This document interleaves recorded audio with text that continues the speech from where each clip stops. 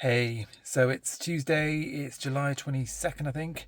I want to talk today about the R&D tax credit relief in the UK.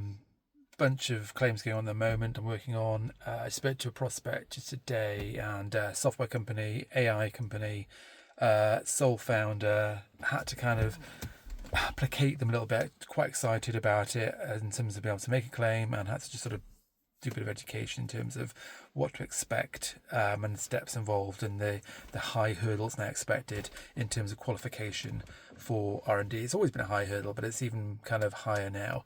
Not that many people really saw it as a high hurdle in the past necessarily, which they should have done. But that's by the by. But software company, I mean, trying to understand that, the guy understood that he had to have a salary because dividends don't count for R&D tax relief. And he was going to talk to the claim himself, had to sort of talk around. Well, the danger there is that if HMRC do come and ask questions, and do, certain departments of HMRC, when they do ask questions, they're really there to deny the claim. They've kind of made their mind up already. And when they do still deny the claim, they're going to say, right, we want penalties as well. Not only do we want the money back. And I had to say to them, listen, even if they pay the money out to you, say, a month after you make the claim, they've got a year from the filing date to come back to you. It's even longer if it's an amended return, to come back and say, actually, that 5-10 grand we paid you, well, we want to check that claim. And as I say, when they're saying they want to check that claim, they're probably going to want to deny it, and they'll say, right, okay, so that 10 grand that you we gave you, we want it back, but you were negligent in our eyes in making that claim in the first place, and therefore we want penalties, and we'll start at 30%, so we want £3,000 back. And you're going, whoa, and they say, well, okay, you've been cooperative, okay, we'll knock it down to 10%. Still, £1,000 extra on top that you kind of weren't expecting to pay. But one of the defences to that normally is, you've, as a taxpayer, as a company, you've taken reasonable steps to ensure that you put an accurate claim in, an accurate submission into HMRC. And one is to be able to say, you appointed a advisor as such, I want to say like a qualified advisor, tax advisor, chartered accountant, whatever, and you, if you do it yourself, you can't say that. So suddenly you're in a stickier wicket there in terms of trying to defend your ground and mitigate any penalties. So that's one thing to bear in mind. That's you feel like a bit of a salesperson saying that, because it's like, you have to have an R&D tax advisor. Please appoint me, but at the end of the day, I had to sort of turn away from this because it was, I try and educate. I wasn't sure whether probably he was doing qualifying R&D, and I tried to talk him around it. I think maybe elements are, in all honesty, didn't go deep enough, but it's just too small. And I kind of said it's probably better for him in that case to kind of wait for the following year, put two claims in as once, but making sure that he puts in a pre-notification for this year that's just finished. So I finished an April year end or whatever he's got, to make sure he puts in a pre-notification within 6 months to say, I'm going to make a claim. Sort of you put your hand up and say, I'm going to make a claim, and then maybe wait till the following year. You've got 2 years to actually make the claim then after the relevant year end. And then sort of two claims together can make it more substantial, and then there's kind of more in it in terms of the cash they're getting back to be able to pay the fees, professional fees, etc., for assistance to put together a proper, robust claim. So talked around that, and I kind of had to sort of say, I think there is a danger, there's a suspicion amongst HMRC of small claims. If you've got your first year, you say, right, I've got a little bit of cost, I'm going to get a claim in. The requirement for R&D is there's a technical advance that advances the entire sector you're in. And you look at the businesses that are in your sector, and you maybe got qualifying costs, but it's only you and maybe a bit of software costs and a bit of this and that. Software is not a lot you can go after apart from salary costs.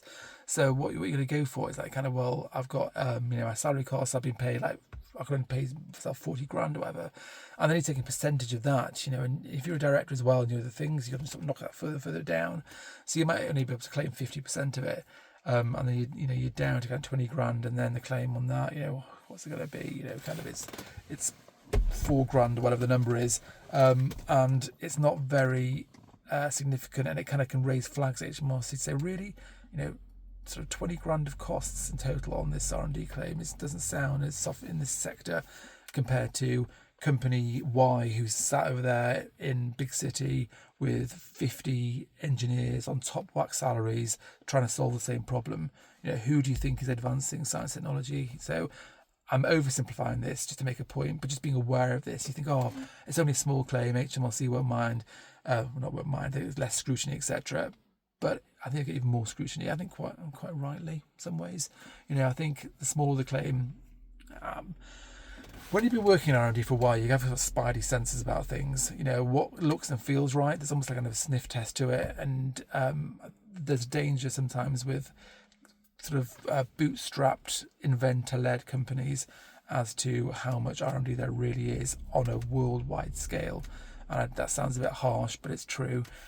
So you've got to be able to sort of compete. I'm sure you're competing up there with the biggest and the best. And that's not to say that small, nimble UK companies can't be outperforming the big global players. They can, but there's ordinarily a bit of a team to it, and maybe they've raised some funding, or they've got some sort of traction, some product fit, and that's kind of how they're funding it. Tends to be the case. So a bit of education around that, about just making sure. And one of the things, there's a bunch of stuff, and I had to kind of, one of that education one was this kind of thing. It's a classic thing with R&D is like, I'm working in AI, I'm working in software, I'm working with, and I can't give too much detail about other things, aspects of it, and nothing else exists like it in the marketplace, and therefore it's really innovative, and that's where you kind of, those are features and benefits. You can be the most innovative company in the world in terms of what you're putting out there, but it's not necessarily R&D for tax. That's the thing you're in your head. Is HMRC are not interested in the outputs, the functional business benefits, commercial benefits you're bringing. All they're interested in is the how and the what you're putting into it. What's under the hood? How are you doing it? What's the baseline technology? What's the technical knowledge capability gap that existed? And how difficult was it to resolve that? Because if it's fairly if you could get a competent software engineer in this case, or a group of them to be able to get their heads together and solve it, then it's not R&D. It's got to be something that is genuinely non-obvious to skilled professionals in your domain, and applies to any technology. I'm referring to software. This could be manufacturing something, this could be engineering, this can be biotech, whatever it might be. Same principles apply. So being able to demonstrate that kind of high level of technicality that's involved, that isn't, I say, really obvious to a competent person in your sector. So talking around that, and I taught myself out of a job there, but it's kind of educated the guy, and he came away from it far more clued up on what he needs to do, the risks involved with it. It's not kind of I'll have a go. It's, be aware that there's risks to claiming R&D tax relief. If you get questions from HMRC, it's brutal, it's time consuming, it's stressful. They are asking for the money back. You may already spent that money if they're coming back retrospectively. And they're asking for penalties.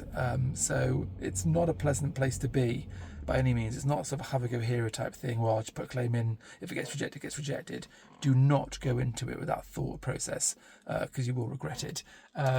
So make sure you put in a really robust claim, get professional help, and don't be discouraged in the sense if you are genuinely think you are doing work that is pushing the boundaries in your sector, then absolutely explore it. Speak to someone like myself, other R&D advisors, whoever, but make sure you get help and you do all the right things. And don't forget that 6-month notification period. And also, even if you're a company that's been making claims the last 3 years, you still might need to pre-notify if you've been putting amended returns in recent years. So again, watch out for that little kind of tripwire. So that's where we're at the moment. That's been kind of areas I'm working in a lot at the moment. Still doing a ton of stuff on SES as well, and other sort of tax issues, planning, accountancy, and support for scale ups. So give me a shout, any queries. And I should say, please like, subscribe, all those good things on this channel, and any comments, questions, put them in the comments below, and I'll do my best to get back to them. All right, take care. Speak soon. Cheers. Bye.